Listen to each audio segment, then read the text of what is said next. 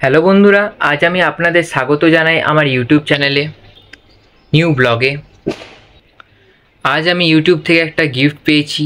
তো গিফটটা কি সেটা আমি আপনাদের সাথে শেয়ার করতে চলেছি।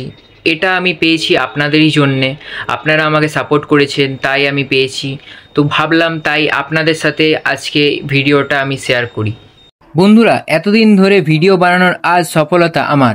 আজ আমি এই পিনটা পেয়ে খুব খুশি। আজ যদি আপনারা আমাকে না সাপোর্ট করতেন তাহলে আমি হয়তো আজকে এই খুশিটা পেতাম না। আর আমি জানি আপনারা আমাকে এমনভাবে সারা জীবন সাপোর্ট করে যাবেন, তাই ভাবলাম আপনাদের সাথেও আমার এই খুশিটা শেয়ার করি। তাই আপনাদের জন্য একটা ভিডিও নিয়ে চলে এলাম। বন্ধুরা, আপনাদের একটা কথা বলি, আমার এই পিনের প্রথম রিজেক্ট হয়ে যায় এবং আমি আফসোস করি। তারপর আমি সেকেন্ড বার আবার অ্যাপ্লাই করার 14 দিনের মাথায় আমার পিন চলে আসে। কিন্তু বিষয়টা হলো এটাই যে আমার দুটো পিনই চলে আসে, কিন্তু পিনের নাম্বার একই হয়। তো চলো যাই হোক, আমি পিনটা তো পেয়ে গেলাম। এবার গুগল অ্যাডিসেন্স অ্যাকাউন্টে সাবমিট করেও দিলাম। তো ফাইনালি আমার সাবমিট সাকসেসফুল হয়ে গেল। এবার আপনারা ভাবছেন এই যে পিনটা আসে কত দিনের মধ্যে, কি কি করতে হয় সেই বিষয়টা আপনাদের একটু ক্লিয়ার করে দিই।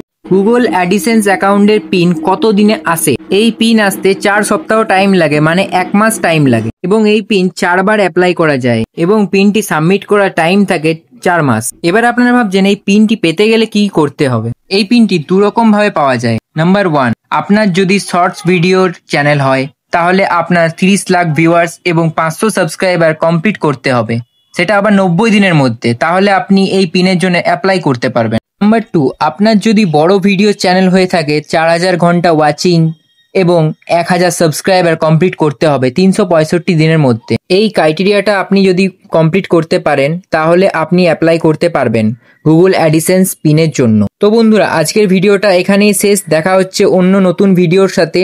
সুস্থ থাকুন, ভালো থাকুন, চোখ রাখুন সিজন শর্ট চ্যানেলে।